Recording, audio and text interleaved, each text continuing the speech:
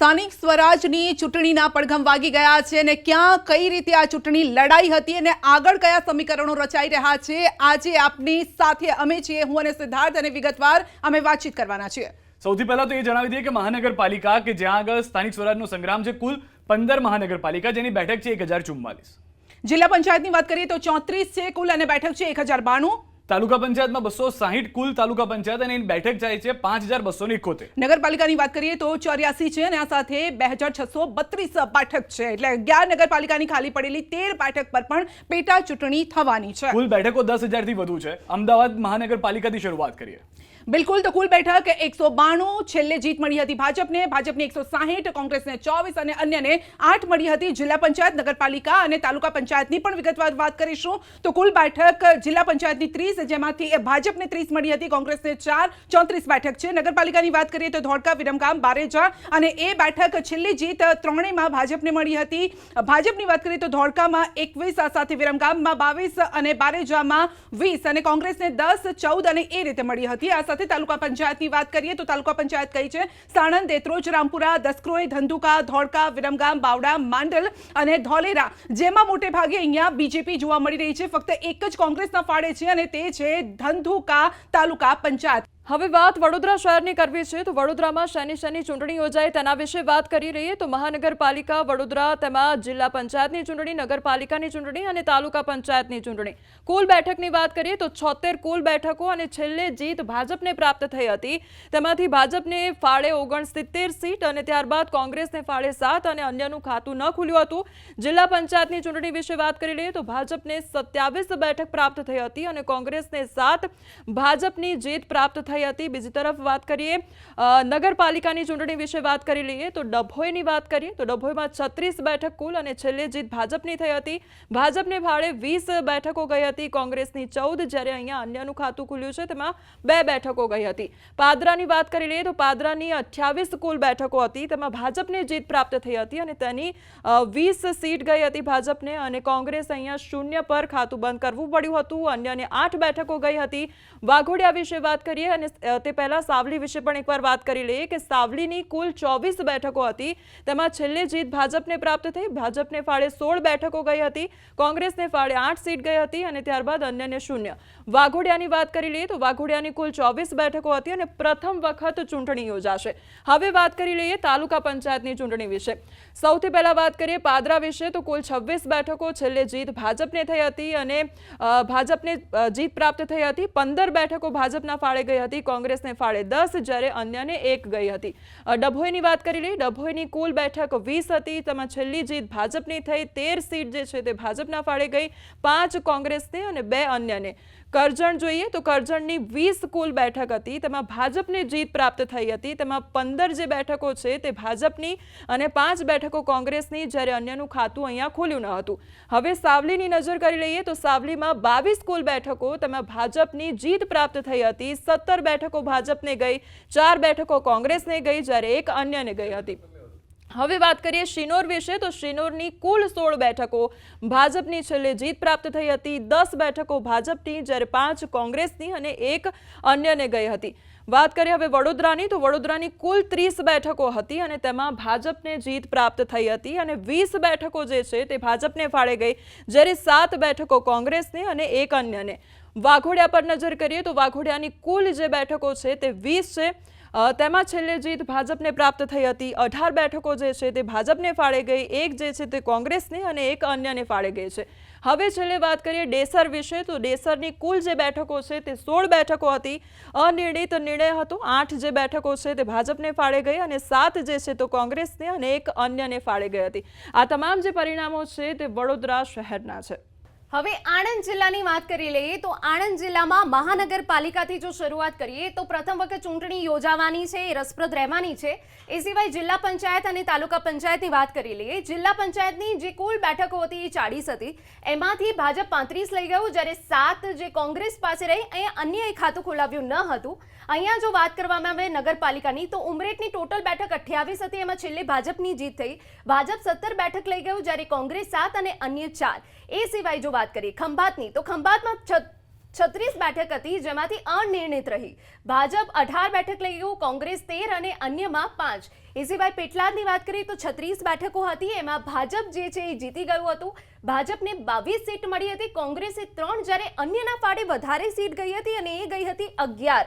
એ સિવાય બોરસદની વાત કરીએ તો અહીંયા પણ 36 બેઠકો ભાજપ જીતી ગયું હતું, 20 બેઠકો ભાજપ લઈ ગયું, કોંગ્રેસ 6 બેઠકો, જ્યારે અન્યના ફાળે પણ સારી એવી બેઠક ગઈ હતી 10.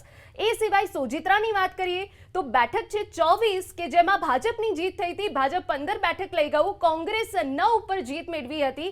તારાપુરની વાત કરીએ તો 24 બેઠકો છે અને પ્રથમ વખત ચૂંટણી યોજાવાની છે. હવે સીધા ફટાફટ આપણે તાલુકા પંચાયતની જીત અને હાર વિશે જણાવી દઈએ. બોરસદમાં 34 બેઠકો ઉપર છેલ્લે ભાજપની જીત થઈ હતી, ભાજપને 27 બેઠક મળી, કોંગ્રેસે 7 બેઠકો મળી હતી. એ સિવાય ખંભાતની વાત કરીએ તો 26 બેઠકોમાં ભાજપને 19, જ્યારે કોંગ્રેસે 6 અને અન્યના ફાળે 1 બેઠક ગઈ હતી. પેટલાદની વાત કરીએ તો અહીંયા બેઠક 28 છે, ભાજપના ફાળે 19 ગઈ હતી, કોંગ્રેસના ફાળે 9 બેઠક. આણંદની વાત કરીએ તો 30 બેઠકમાંથી ભાજપ 23 બેઠક લઈ ગયું, જ્યારે કોંગ્રેસ 9 અને અન્ય પણ અહીંયા બેઠક લઈ ગયું 2. આંકલાઓની વાત કરીએ તો 20 બેઠકમાંથી કોંગ્રેસે જીત થઈ છે, 7 બેઠકો પર ભાજપ, ત્યારે 13 બેઠકો કોંગ્રેસ લઈ ગયું.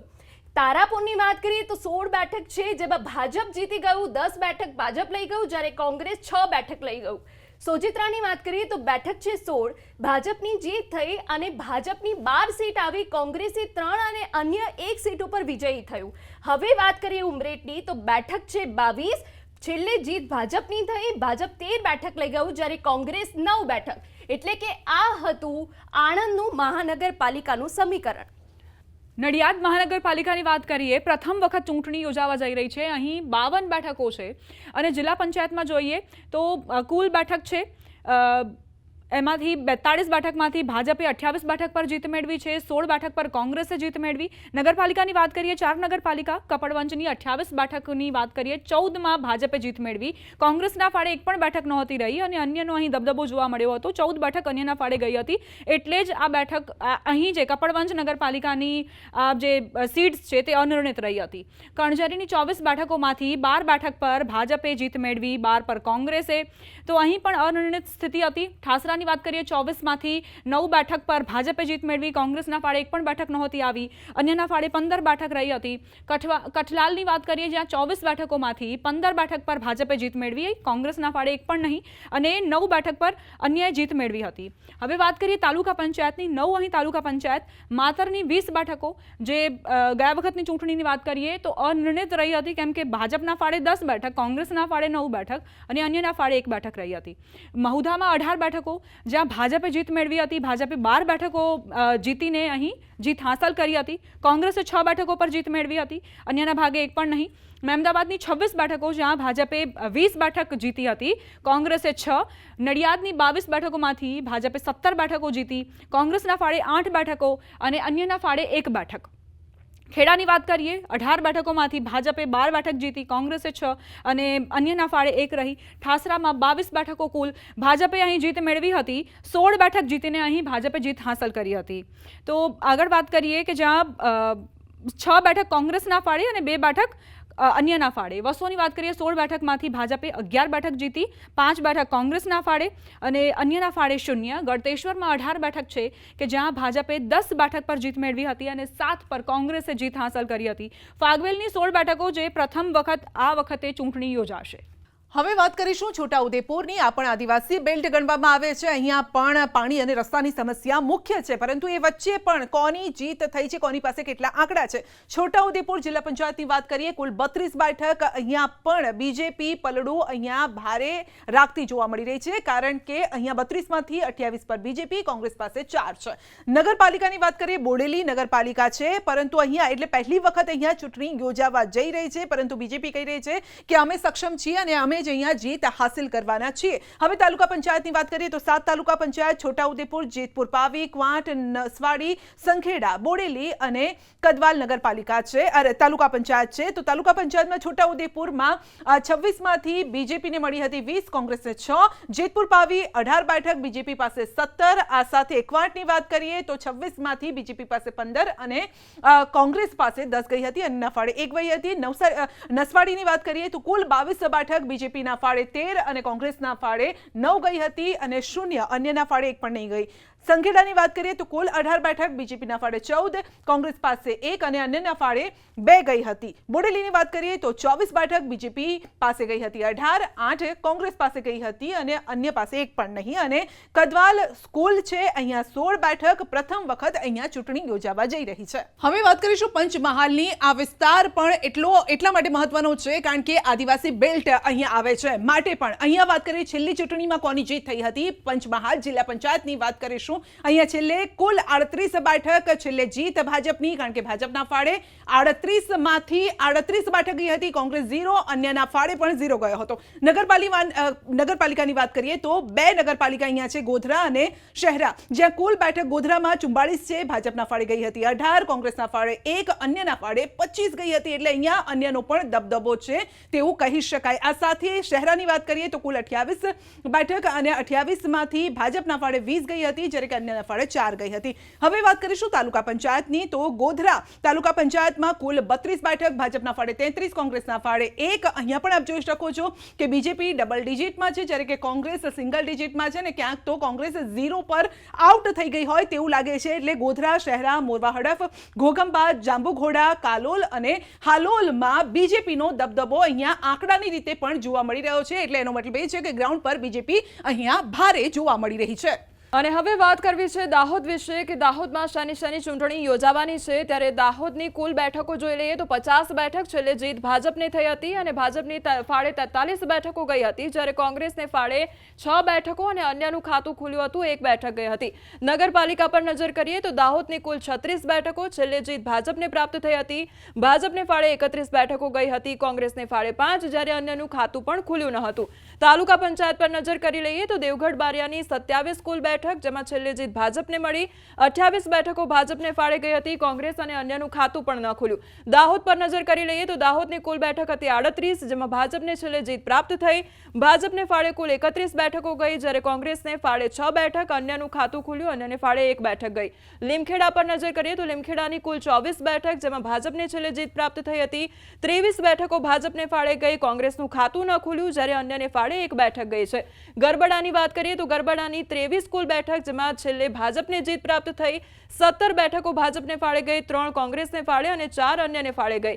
ધાનપુર જોઈએ તો ધાનપુરની કુલ 18 બેઠકો હતી, જ્યારે ભાજપને જીત પ્રાપ્ત થઈ. છેલ્લે ભાજપને 23 બેઠકો ફાળે ગઈ, જ્યારે કોંગ્રેસને 1 અને અન્યને ફાળે 0 ગઈ છે. ફતેપુરા જોઈએ તો ફતેપુરાની કુલ 28 બેઠકો છે, ભાજપને છેલ્લે જીત પ્રાપ્ત થઈ છે. ભાજપને ફાળે 23 બેઠકો ગઈ, જ્યારે કોંગ્રેસને ફાળે 3 અને અન્યને ફાળે 2 ગઈ છે.